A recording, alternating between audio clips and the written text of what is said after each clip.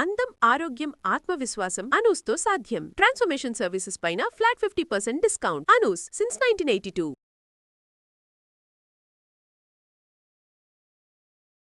Avis hospital సమర్పించు అందమైన జీవితం కార్యక్రమానికి స్వాగతం. నమస్తే కళ్యాణ్. నమస్తే జయ గారు. కళ్యాణ్ గారు, మనకి ఆనంద్ అనే ఒక అతను మెయిల్ చేశాడండి. కొన్ని ప్రేమలు చూస్తే చాలా ముచ్చటేస్తుందండి. వాళ్ళు ఖచ్చితంగా కలవాలి, పెళ్లి చేసుకోవాలి, చక్కగా సంతోషంగా ఉండాలని ప్రతి ఒక్కరూ అనుకుంటాం. కొన్ని చూసినప్పుడు అసలు వీళ్ళకి ఏంటి, ఎందుకు వీరిద్దరు ఒకరికొకరు దగ్గర అవ్వాలనుకుంటున్నారు, ఎందుకు ప్రేమించుకుంటున్నారు, ఎవరి జీవితాలు వాళ్ళు ఉంటే బాగుండు అనిపిస్తుంది. కానీ ఆనంద్ది ఫస్ట్ కోణం అండి. తను చాలా గాఢంగా ఒక అమ్మాయిని ప్రేమించాడు. ఇంకా కొన్ని రోజుల్లో పెళ్లి చేసుకుందాం అనుకోబోతున్నాడు. ఇంతలోకి అమ్మాయి అవాయిడ్ చేయడం స్టార్ట్ చేసింది. రీజన్ తనకు తెలియదు, ఏం జరిగిందో తెలియదు. నా వైపు అసలు ఏ విధమైన తప్పు లేదంటున్నాడు. ఒక్కసారి మాట్లాడండి, కళ్యాణ్ గారితో చెప్పి మాట్లాడించండి. నాకు ఒక రీజన్ తెలిస్తే చాలు, నేను తప్పు చేస్తే సరి చేసుకుంటా, లేదా రీజన్ ఏంటి అనేది అతనికి క్వశ్చన్. కాల్ చేస్తాను.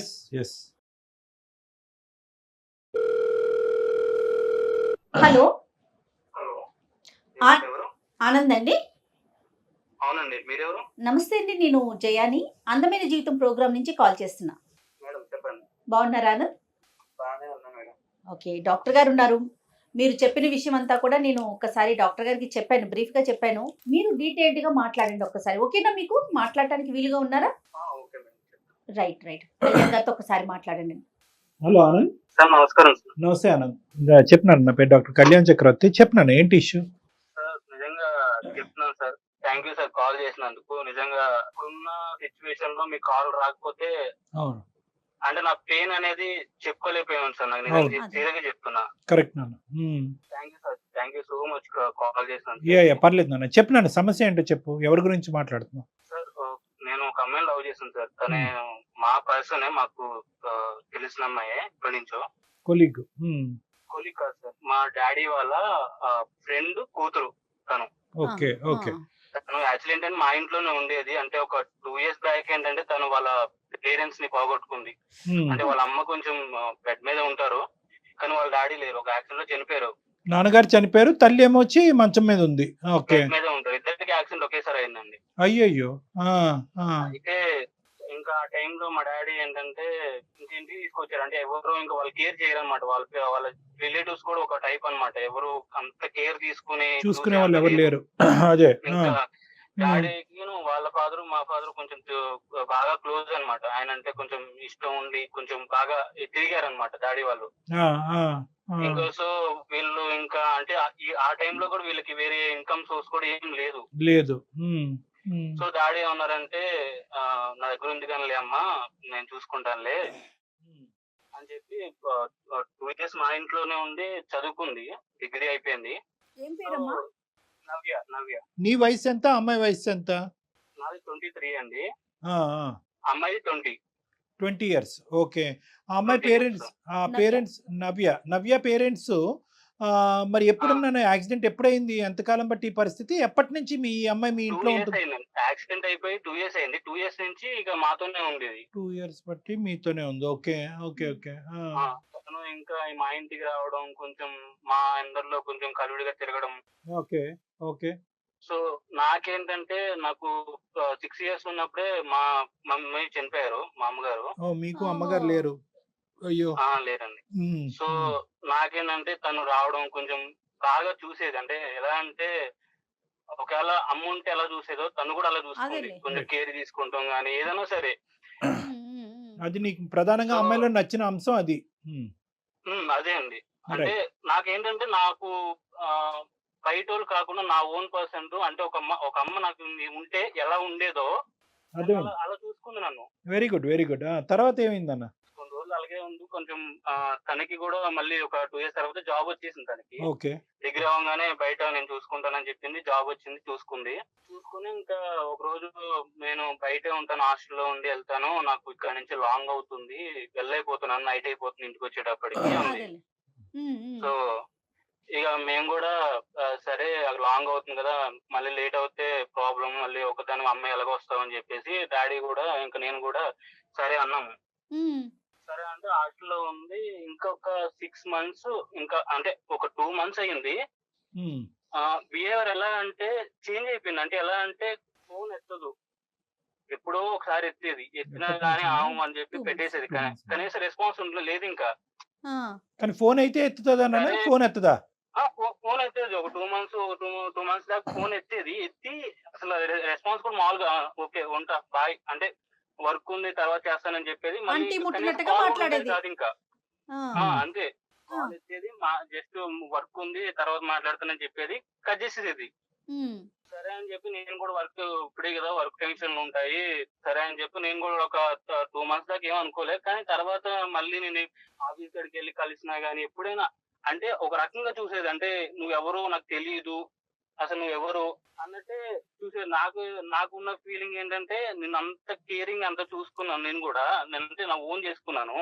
నువ్వు అలా చూడడం నాకు తీసుకోలేకపోయాను నేను ఆ టైంలో. మొత్తానికి అయితే ఈ కారణం అయితే చెప్పట్లే, ఎందుకు తను ఇలా ముభావంగా లేదు, ఉంటుంది? కారణం లేదు, ఏ కారణం అసలు దేనికి నువ్వు ఎందుకు అలా చేస్తున్నావు నాకే తెలియట్లేదు. అసలు ఎందుకు చేస్తున్నావు అలాగా?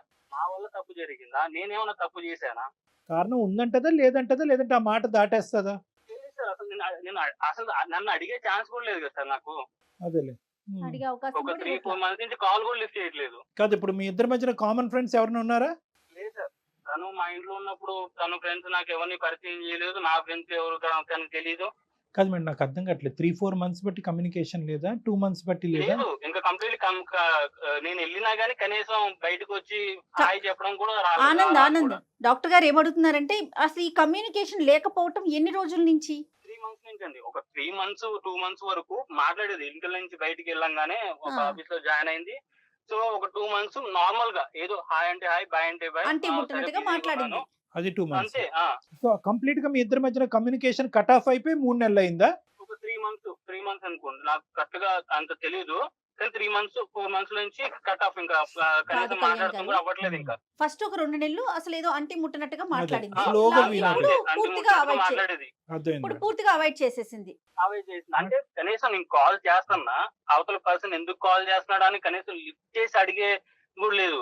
అంత బాగా చూసుకున్న అమ్మాయి ఈ రోజు నన్ను ఇలా చూస్తుంది అంటే, ఇంత దారుణంగా నన్ను చేస్తుంది అని నాకు అర్థం కావట్లేదు. అంటే ఏం తప్పు చేసినా కూడా నాకు నిజంగా సీరియస్ గా అర్థం కావట్లేదు. కాదు, నువ్వు బాగా చూసుకోవటం అంటే ఏంటి? అమ్మాయి అయితే తల్లి లేని లోటు, ఇంట్లో ఒక ఆడపిల్ల తల్లి లెక్కన ఉన్నది. నువ్వు బాగా చూసుకోవటం అంటే ఏం చేసేవాడు ఆ అమ్మాయికి? అంటే మీ ప్రేమను ఎలా పంచిచ్చావు? కేరింగ్ అంటే ఇప్పుడు నువ్వు ఎక్కడికైనా వెళ్తున్నావా, నేను వస్తా తోడుగా వస్తా, Responsible నీకు గా ఏమైనా ఉన్నావు. ఏమైనా అవుద్దేమో అని భయం. అదే నీకు ఏమైనా అవుద్దాం, ఆల్రెడీ ఒక అమ్మను పోగొట్టుకున్నా నా లైఫ్ లో. అదే ఇండైరెక్ట్ గా చెప్పాలంటే మీరు తనకు ఒక ఫాదర్లీ ఫిగర్ లా ఉన్నారు. లేదండి, నేను లవ్ చేసేదాన్ని. ఓకే, అదే అదే లవ్ చేశారు, కానీ ఒక తండ్రి పాత్రలో అంటే నువ్వు ఎలాగైతే తల్లి లేదు అలాగే చూసా, అలాగే చూసా. అంటే నీకు ఫాదర్ లేని బాధ నీకు రాకూడదు ఎప్పుడు. సరే, ఇప్పుడు నాన్నగారి గురించి చెప్పిన నాన్నగారితో ఎలా ఉండేది ఈ అమ్మాయి? నాన్నగారికి ఈ అమ్మాయి మధ్యన సంబంధం ఎలా ఉండేది? బానే ఉండేవారు. డాడీ ఎప్పుడు ఒక మాట అనేవారు కాదు, బానే ఉండేవారు, బానే చూసుకునేవారు. ఆయన కూడా ఒక మాట అంటాం కానీ ఇప్పుడు నేను ఏం చూడలేదు. ఇప్పుడు మీరిద్దరు ప్రేమించుకుంటున్న విషయం నాన్నగారికి తెలుసా? లేదు, తెలీదండి. తెలీదా ఇప్పటికీ కూడా? తెలీదండి, నేను చెప్పలేదు. ఎప్పుడు చెప్పలేదు. ఇప్పుడు ఎప్పుడు చెప్పలేదు. ఆయన అంటే నాకు కొంచెం ఆనంద్ ఇంట్లో నుంచి వెళ్ళిపోయినాక నాన్నగారితో ఏమన్నా మాట్లాడిందా? లేదంటండి, అసలు మాట్లాడలేదు. డాడీతో కూడా మాట్లాడలేదు. నేను అడిగేవాడిని డాడీని కూడా, డాడీ మీకు ఏమైనా కాల్ చేశారా అంటే, లేదు నాకేం చేయలేదు, ఏమైందని అడిగేవారు. లేదు అంటే ఏం లేదు, తను ఏదో బిజీగా ఉందంట. నేను ఇంకా కవర్ చేసుకునేవాడిని. అదే అదే అదే అదే ఇప్పుడు టోటల్ గా ఈ అమ్మాయి మీ ఇంట్లోంచి వెళ్ళి 6 నెలలు అయిందనా? ఉద్యోగం వచ్చిందని 6 months అయిపోయింది. 6 months అయిపోయింది. సరే సరే. సో నీకైతే కనుక ఏమీ అర్థం కావట్లే, ఎందుకు ఇంత ప్రేమించి అర్థం కావట్లేదు. మీరు ఎప్పుడు పెళ్లి చేసుకోవాలనుకున్నారు? మిమ్మల్ని కాంటాక్ట్ అవడానికి కారణం కూడా నా నుంచి వెళ్తే నేను ఎలాగ రెస్పాన్స్ లేదు, నాకు అర్థమైపోయింది. ఇప్పుడు నేను వెళ్ళినా, మా డాడీ వెళ్ళినా, ఎవరు వెళ్ళినా నాకు రెస్పాన్స్ రాదు. రైట్. అండ్ మా డాడీ దగ్గర నేను ఓపెన్ గా నేను లవ్ చేస్తున్నాను డాడీ అని చెప్పే ధైర్యం కూడా నాకు లేదు ఆయన దగ్గర. కాదు, ఎప్పుడు వస్తుంది నీకు ఆ ధైర్యం? మీరిద్దరు ఎప్పుడు పెళ్లి చేసుకోవాలనుకున్నారు? పెళ్ళి అంటే నేను ఇంకా అంటే సెట్ అవ్వాలి, నా లైఫ్ సెట్ Settle అవ్వాలి. అయ్యాక. తను కూడా తను బాగా పెయిన్ నుంచి బయటకు వచ్చిన తర్వాత తను హ్యాపీగా ఉందా, అప్పుడు నా మీద నమ్మకం ఉందా నీకు అనే రోజున చేసుకుందాం, పెళ్లి చేసుకుని సెట్ అయిన రోజున. అర్థమైంది. సరే నన్ను ఇప్పుడు అదే అనుకున్నాం. ఇప్పుడు మమ్మల్ని, మా పాత్ర ఏంటి ఇప్పుడు? ఎందుకు చేసావు మాకు? 35 చేసి మమ్మల్ని కలపండి సార్. తను లేకుండా నేను ఉండలేను సార్. ఎందుకంటే నిజంగా చెప్తున్నా సార్, మీరు ఇప్పుడు కాల్ చేయకపోతే ఒక 2 days సార్ మీకు కాల్ చేస్తే నేను దొరికేవాడిని కాదు, నా కాల్ లిఫ్ట్ అయ్యేది కూడా కాదు. అయ్యో, అలా కాదులే నాన్న, అది కాదు. ఇప్పుడు ఆ అమ్మాయి అయితే కనుక సేఫ్ గానే ఉంది అనే నమ్మకం నీకు ఉందిగా? సేఫ్ గానే ఉంది, సేఫ్ గానే ఉంటది కూడా. జాబ్ చేసుకుంటుంది ఉంది. కాబట్టి ఓకే. నువ్వేం చదువుకున్నావు ఆనంద్? ఏం చదువుకున్నారు మీరు?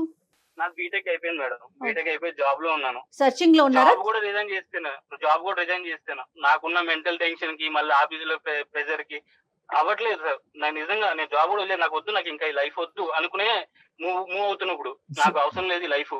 ఇప్పుడు మొత్తం నాన్నగారు వెళ్ళిపోదామని చనిపోదామని అట్లా కాదు ఆనంద్, ఆనంద్ ప్రతి సమస్యకి ఒక పరిష్కారం ఉంటదమ్మా. ప్రతి దానికి ముగింపే కాదు కారణం. ముగింపుతో మనం సమాధానం చెప్పలేకపోతాం.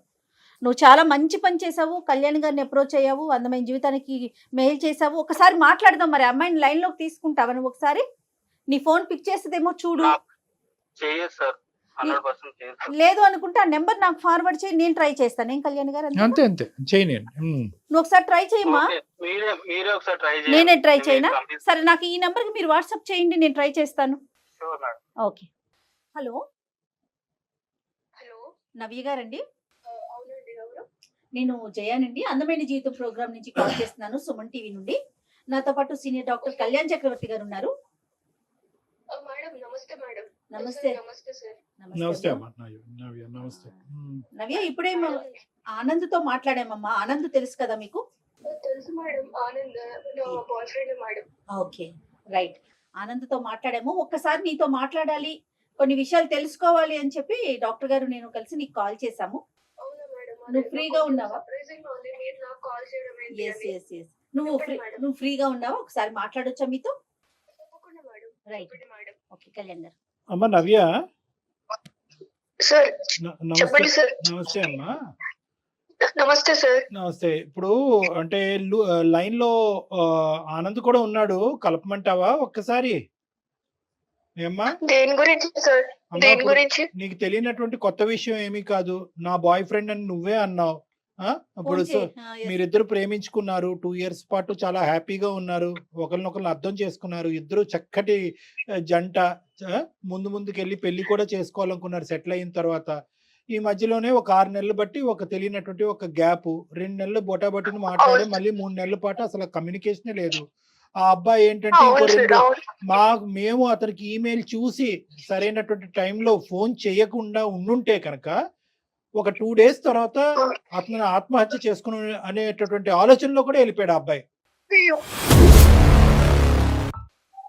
సో నేను అనేది ఏంటంటే, ఈ విధంగా ప్రేమించుకునేటటువంటి వాళ్ళు ఏదో ఒక కారణం వల్ల, చిన్నదవనియండి పెద్దదవనియండి, కలిసి ఉండాలంటే కలిసి ఉండండి, విడిపోవాలనుకుంటే ఒక కారణాన్ని చూపెట్టి విడిపోండి. ఇలాగ గోప్యంగా ఉంచడం వల్ల ఏంటి? ఇలాగే కదా కొన్ని ప్రాణాలు పోయేది. అసలు నువ్వు అంత సైలెన్స్ లో ఉండిపోవడానికి కారణం ఏంటి? నేను ఏం చెప్పుకోవాలి మేడం? ఒక నిమిషం లైన్ లో ఆనంద్ కూడా ఉన్నాడు. ఆనంద్, చూడు, మరి నవ్య వచ్చింది లైన్ లోకి. నీ ఫోన్ ఎత్తను నవ్య, మా ఫోన్ ఆన్సర్ చేసింది. తన బాధ ఏదో తను చెప్పుకుంటుంది. మాట్లాడు. ఆనంద్ ఎట్లున్నావు?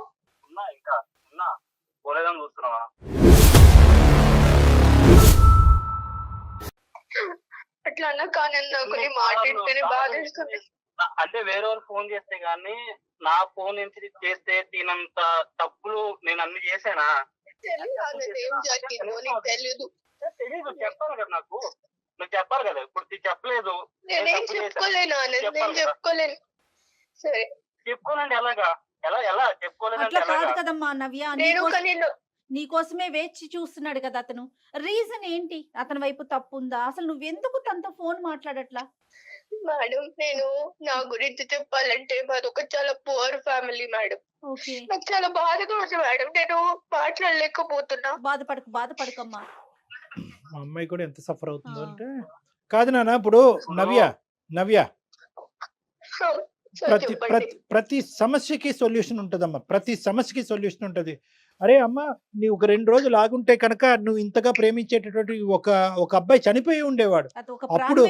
అప్పుడు నాకు ఎన్నో సమస్యలు ఉన్నాయి, ఎన్నో బాధలు ఉన్నాయి అనేటటువంటి నువ్వు ఎప్పటికీ నిన్ను క్షమించుకునేటటువంటి దాని కాదు. ఈ రోజు ఒక బంగారు అవకాశం. ఏదైనా కూడా, ఎలాంటి నిజమైనా కూడా ఈ ప్లాట్ఫామ్ మీద మాట్లాడొచ్చును. కాబట్టి నన్ను ఒక్కసారి నువ్వు ఓదార్చుకుని జరిగినటువంటి సంగతులు ఏంటి, ఏ కారణం చేత ఈ అబ్బాయిని చెప్పకుండా ఇలా దూరం వెళ్ళావు చెప్పు. నేను చెప్పుకోగలుగుతాను సార్. మళ్ళీ ఇప్పుడు అందరూ చూసి మళ్ళీ నన్ను హేళన చేయడం నాకు ఇష్టం లేదు నవ్య, అసలు అది ఎప్పటికీ జరగదమ్మా. మన అందమైన జీవితం అనే ఈ ప్రోగ్రాం ద్వారా ఎప్పటికీ మీరు ఎవరు ఏంటి అనే వివరాలు పూర్తి గోప్యంగా ఉంచుతాం. కేవలం నీ గొంతు సరే. మాత్రమే వినిపిస్తోంది. దానికి పూర్తి నా- హామీ నాది. సరే మేడం. ఓకే.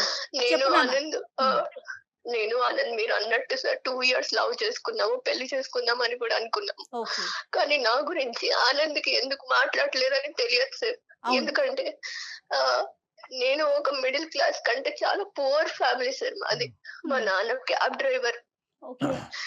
మేము ముగ్గురం అక్క చెల్లెలం సార్. ఓకే. నేనే పెద్దదాన్ని. ఆ, నా ఏజ్ 20 years సార్. ఓకే అమ్మా. నా చెల్లెళ్ళు నా తల్లిదండ్రులకి అంత పువర్ ఫ్యామిలీ సార్.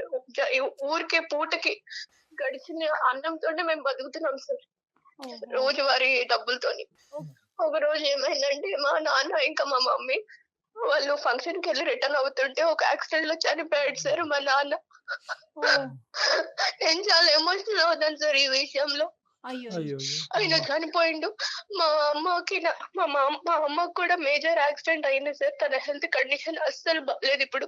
ఓ, తన హెల్త్ కండిషన్ ఏం బాగాలేదు, మొత్తం మేమే చూసుకుంటున్నాం సార్. మా నాన్నకు ఒక బెస్ట్ ఫ్రెండ్ ఉన్నాడు సార్ చిన్నప్పటి నుంచి. చెప్పమ్మా చెప్పు. నవ్య ప్లీజ్ ఏడవకుండా చెప్పు ప్లీజ్, నాకు వల్ల అవట్లేదు నువ్వు ఏడుస్తుంటే ఇక్కడ.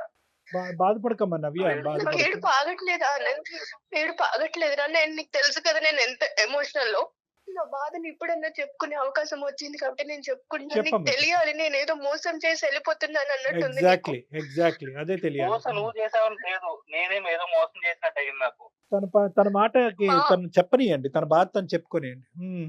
చెప్పుమా. మా నాన్నకి చిన్నప్పటి నుంచి ఒక బెస్ట్ ఫ్రెండ్ ఉన్నాడు సార్. ఆయన పేరు శ్రీనివాస్ అన్నమాట. అదే ఆనంద్ వాళ్ళ ఫాదర్ ఇప్పుడు. ఓకే. ఆ, సో ఆయన మా చాలా చిన్నప్పటి నుంచి మమ్మల్ని చూసుకుంటూ మొదటి నుంచి ఆయనకి బాగా తెలుసు సార్ మేము. ఓకే.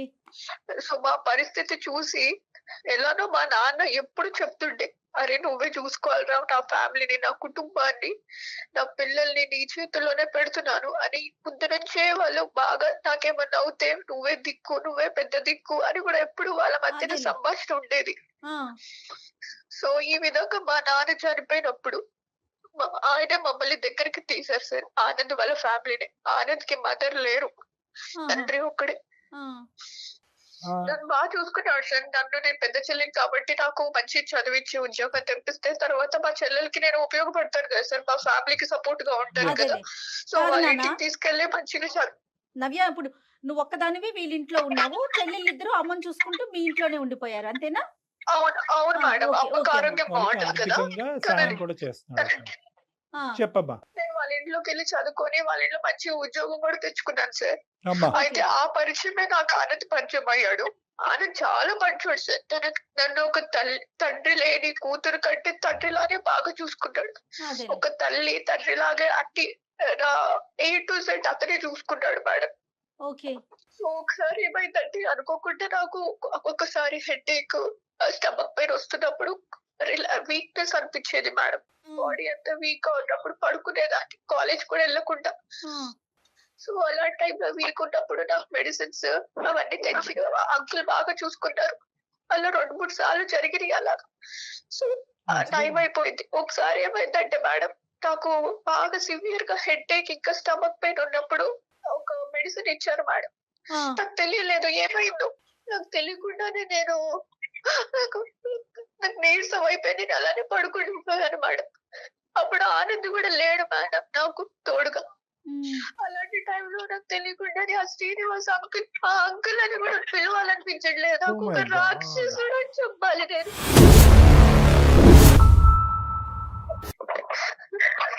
ఆనంద్ ఇట్లా అంటున్నారని ఏం ఫీల్ అవ్వద్దు నువ్వు.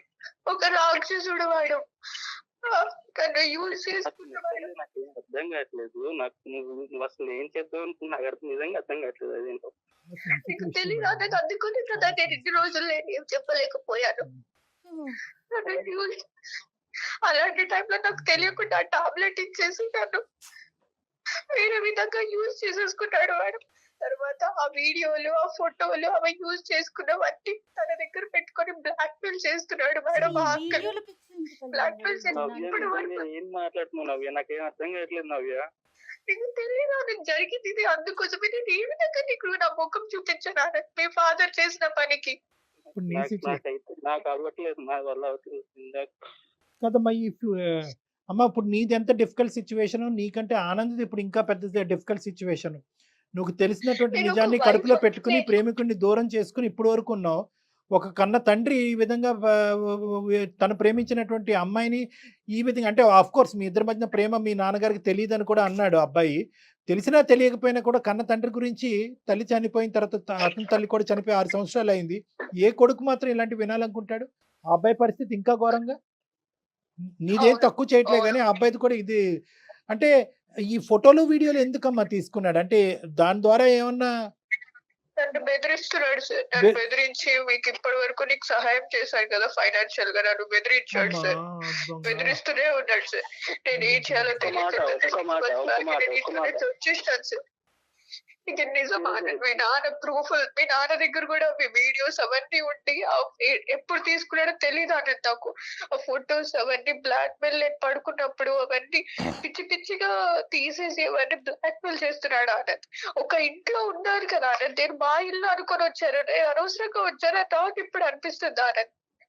ఒక ఫాదర్ లాగా నన్ను కేర్ చేసుకుంటే ఈ విధంగా అతను ఇట్లా చేస్తాడని అసలు ఊహించలేదు ఆనంద్. మీ నాన్నగారు మీ అమ్మగారు చనిపోయిన తర్వాత లేదంటే చనిపోయక ముందో ఎటువంటి కార్యక్రమాలు ఎన్ని నడిపించారో మనకు తెలియదు. ఎందుకంటే ఇది కుర్రకారు కూడా చేయనటువంటి ఇవన్నీ. అరాచకం. ఇది ఇంత భయంకరంగా అతను ఈ విధంగా మత్తు పదార్థాలు ఇచ్చి ఒక ఆడపిల్లని, ఆ కూతురు వయసున్న ఆడపిల్లల్ని ఈ విధంగా శారీరకంగా వాడుకోవటమే కాకుండా ముందస్తు చర్యగా వీడియోల కింద మార్చుకుని, ఫోటోల కింద మార్చుకుని ఆ అమ్మాయిని బ్లాక్మెయిల్ చేసుకుని ఎవరికి చెప్పకుండా చూసుకుంటూ ఆ కార్యక్రమాన్ని ఇలా జీవితాంతం నడిపిద్దాం అనుకుంటున్నాడంటే కనుక అతనిలో చాలా క్రిమినల్ మెంటాలిటీ ఉంది.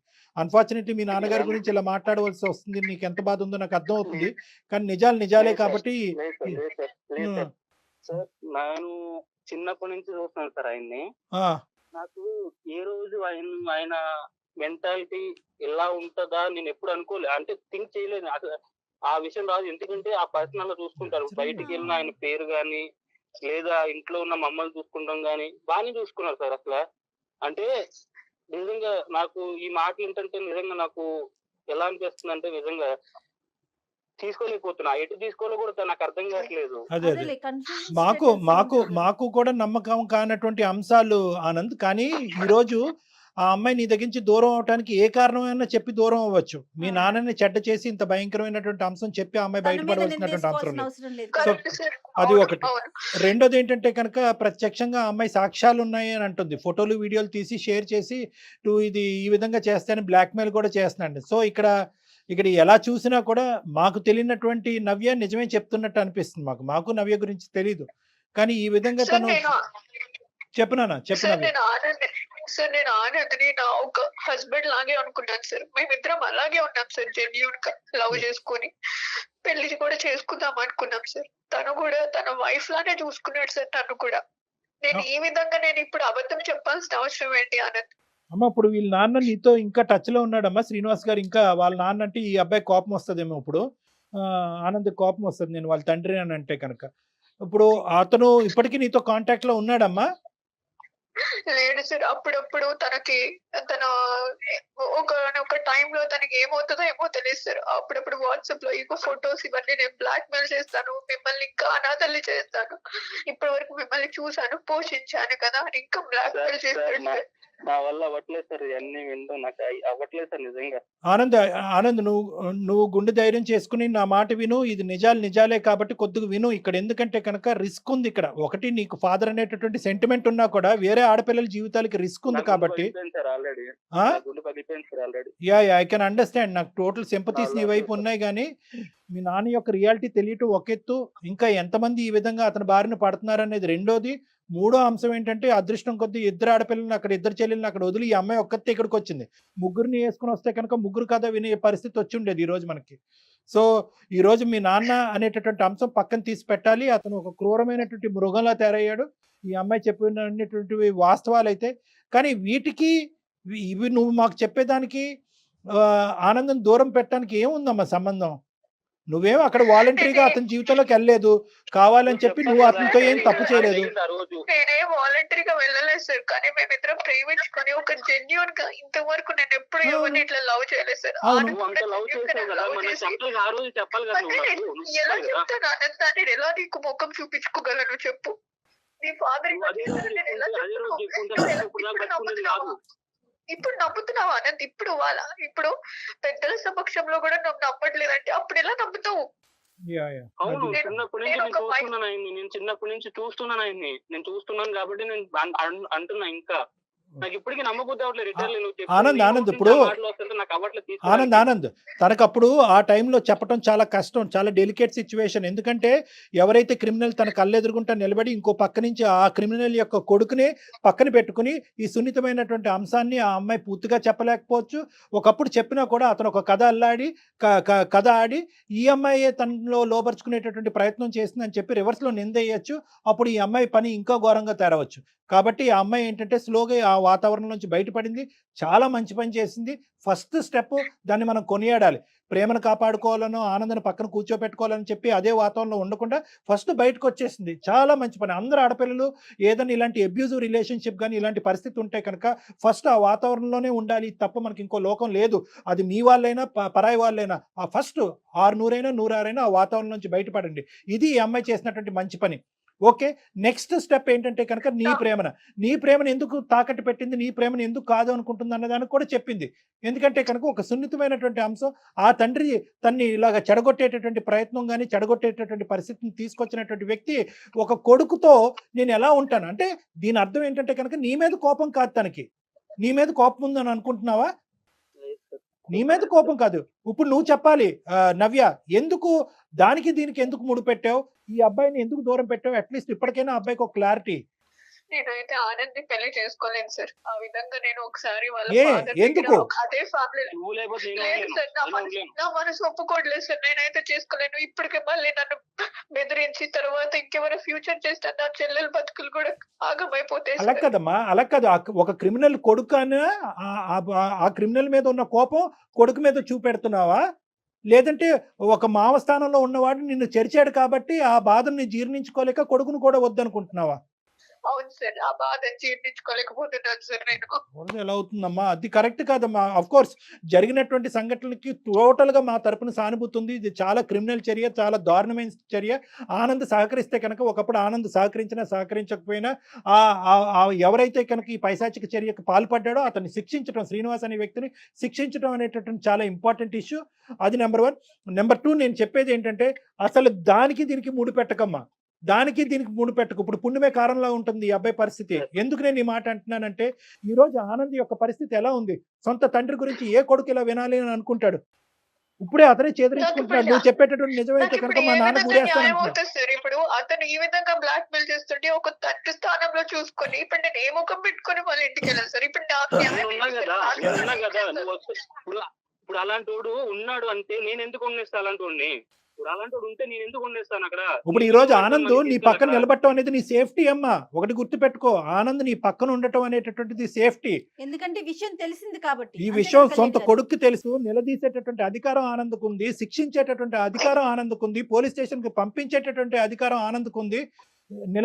అన్ని విధాలుగా ఒక అధికారం ఆనంద్కు ఉంది. కాబట్టి ఆనంద్ నీ పక్కన ఉండటం అనేటటువంటిది బలం.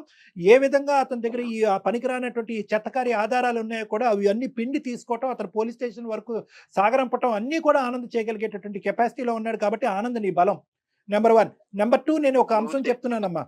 నీకు మానసికంగా నీ పరిస్థితి ఏంటి అన్నది నేను అర్థం చేసుకోగలను. కానీ అన్నిట్లకంటే ఇక్కడ మనం ఏంటంటే ఒక నీకు ఓదార్పు లేదంటే ఒక మంచి అంశం ఏంటో తెలుసా? ఒక చెడు చూసావు, ఒక భయంకరమైనటువంటి అంశం చూసావు, కానీ దాంతోపాటు ఒక స్వచ్ఛమైన ప్రేమను కూడా చూసావు.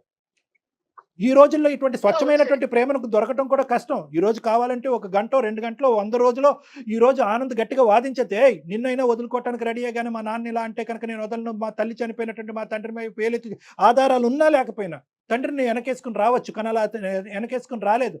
ఎప్పుడైతే మేము అతను సముదాయించావో, ఎప్పుడైతే నువ్వు 2 మంచి మాటలు చెప్పావో, మా నాయన నిజంగా ఇలాంటి వాడైతే కనుక అతను నేనే శిక్షిస్తాననే విధంగా నీతో పాటు వచ్చినటువంటి ఈ వ్యక్తికి నీ మీద పూర్తి స్థాయిలో 100% స్వచ్ఛమైనటువంటి ప్రేమ ఉంది. ఇటువంటి సపోర్ట్ నీకు కావాలి. దీన్ని పోగొట్టుకోదు. అది చూపెట్టి నువ్వు దయచేసి దీన్ని పోగొట్టుకోవద్దమ్మా. ఉమ్. ఎందుకంటే హీనంగా. ఎందుకంటే ఈ రోజు నువ్వు ముందు వచ్చి ఇలాగ గోప్యంగా ఒకటమ్మా, నేను ఇందాక చెప్పాను, ఆడపిల్లలు ఎవరైనా కూడా ఇటువంటి సంక్షోభంలో ఉంటే కనుక బయటకు వచ్చి మాట్లాడండి అని చెప్పాను, బయటకు రండి అని చెప్పాను. బయటకు రావటమే కాకుండా బయటకు వచ్చి మాట్లాడాలి. ఎందుకంటే మీరు ఒక్కలే బాధితులు కాదు, మీతో పాటు ఇలాంటి అమ్మాయిలు ఎంతమంది ఉన్నారో లూప్ లో కాదు అనేటువంటిది కళ్యాణ్ కూడా గారు, important. నవ్య అవును సార్, లాంటి చాలా పిల్లలు మంది ఎంతమంది ఉంటారు సార్ ఎంతమంది? ఇట్లాంటి. ఇంకా నాలాగా ఇంకెంతమందిని ఇలా మోసం చేశాడు సార్. ఆ రాక్షసుడే అని అదే చెప్తున్నాడు అదే సార్ మళ్ళీ మళ్ళీ. మీ అమ్మ జాలిపడో అయ్యో ఏదో ఒక మూల నుంచి సహాయం వస్తుందో అని చెప్పి ముగ్గురు ఆడపిల్లల్ని ఇక్కడ పంపించుంటే ఇంకెంత దయనీయమైనటువంటి పరిస్థితి ఉండేదమ్మా నీకు. అక్కగా నా నువ్వు చెల్లెల బతుకులు కూడా ఆగమైపోతాయి సార్ అప్పుడు. అంతే కదమ్మా. సో నేను చెప్పేది ఏంటంటే దానికి ఇక్కడ దీనికి ముడిపెట్టు. ఆనంద్ ఆనంద్ నీ పాత్ర ఏంటమ్మా? నువ్వేం చేయదలుచుకున్నావు చెప్పు. నువ్వు హెల్ప్ చేయాలి ఎక్కువగా. అప్పుడు నీ సహాయ సహకారాలు నవ్యకు అవసరం. నీ ఓదార్పు, నీ ప్రేమ. అన్నీ ఓకేనా? కాదు మీరిద్దరూ నేనేమంటున్నా అంటే first of all Navya, sir చెప్పండి సార్. వితౌట్ ఎనీ కండిషన్స్ నీ ప్రేమను యాక్సెప్ట్ చేస్తావా? ఆనంద్ నీకు కావాలా? ఆనంద్తో పాటు కలిసి ప్రయాణం చేస్తావా? నాకు ఇవన్నీ నాకేం తెలియదు. నాకు నువ్వు కావాలి. నీ సమాధానం కావాలి నవ్య. చూసుకున్నాను నేను నేను చెప్పలేకపోతున్నాను సార్. నేను ఇంకా ఆ స్టేజ్ లో నుంచి బయట ఒక్కసారి పడలేదు. మిమ్మల్ని ఇంకా నేను కలవమని చెప్పలేకపోతున్నాను సార్. మీరే అమ్మాయి న్యాయం confusion డిసైడ్ లో చేయండి ఉంది, సార్. mental గా disturb అయి ఉంది. నవ్య ఒక పని చేద్దామమ్మా. నీ సిచ్యువేషన్ నాకు అర్థమవుతోంది. ఒక ఆడపిల్లగా నేను అర్థం చేసుకోగలుగుతున్నాను. కాకపోతే ఒక పని చెయ్యి, ఒక్కసారి డాక్టర్ గారిని కలవండి మీ ఇద్దరు కూడా.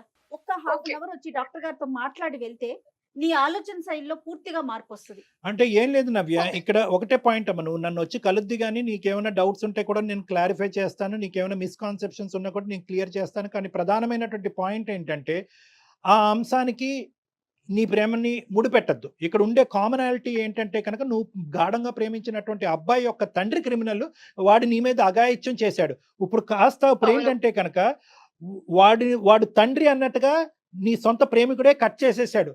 సో కట్ చేసేసినప్పుడు నీకు మామ కింద కూడా అవ్వడు. నువ్వు వాళ్ళ ఇంట్లో అడుగు పెట్టవలసినటువంటి అవసరం లేదు.